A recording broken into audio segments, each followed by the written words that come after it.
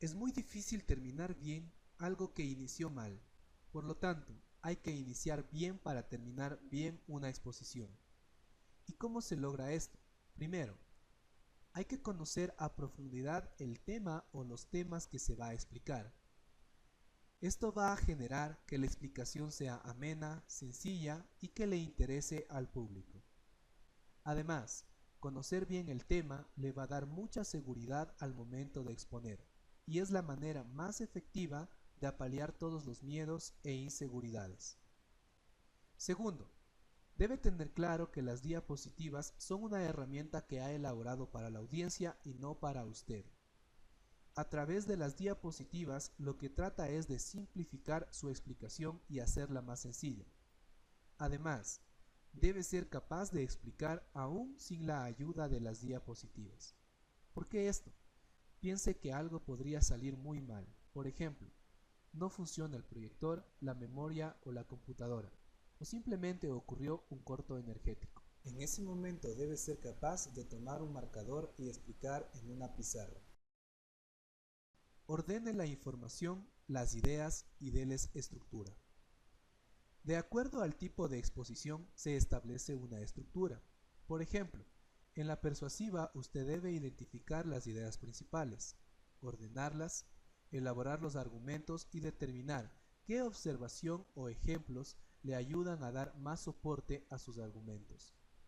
Finalmente, debe analizar qué información debe estar en las diapositivas, qué imágenes son adecuadas para que tenga un impacto visual.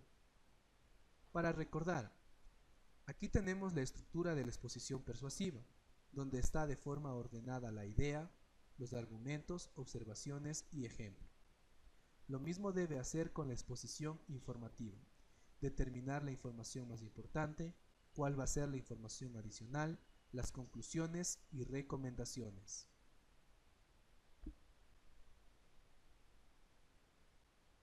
Realice una introducción creativa. La introducción es la carta de presentación y debe enganchar y llamar la atención del público. Puede ser una reflexión, anécdota o en qué le va a aportar al público con su exposición. Esta introducción debe realizarla antes de exponer para que pueda practicar y pedir sugerencias a expertos o compañeros.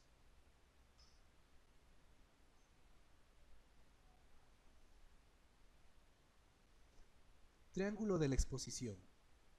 Es una interacción entre el expositor, las diapositivas y el público. Por eso lo llamamos el triángulo de la exposición. Si la interacción se produce en estos tres niveles, podemos predecir que la exposición va a ser efectiva. El expositor proyecta la información.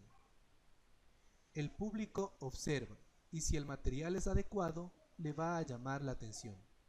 Al momento que explica, debe aprovechar los recursos que se encuentran en la diapositiva, sin descuidarse del público. Siempre debe mirarlos, estar atento a sus expresiones. Si emplea buenos recursos, va a simplificar la explicación y les va a interesar el tema. Como resultado, ellos empezarán a preguntar y la exposición no va a ser monótona. Veamos qué no se debe hacer. El expositor presenta las diapositivas. Las explicaciones son mínimas y más se dedica a leer el material. ¿Cuál va a ser la reacción del público o qué va a decir? Lo que el expositor está haciendo, es decir, leer, lo podemos hacer perfectamente nosotros. Por lo tanto, el expositor no es necesario. En este ejemplo se produce la interacción entre el expositor y las diapositivas. Veamos otro caso. El expositor presenta las diapositivas, pero no hace uso de ellas para explicar. A eso yo le llamaría ya empezar mal. En todo caso, deberá redoblar esfuerzos para lograr que el público entienda, y suponiendo que la exposición salió bien, al público le quedará la duda, ¿para qué presentó ese material? Conclusión. Si no se dan estos tres niveles de interacción, lo que se demuestra es desconocimiento del tema o improvisación, y automáticamente quedará desacreditado.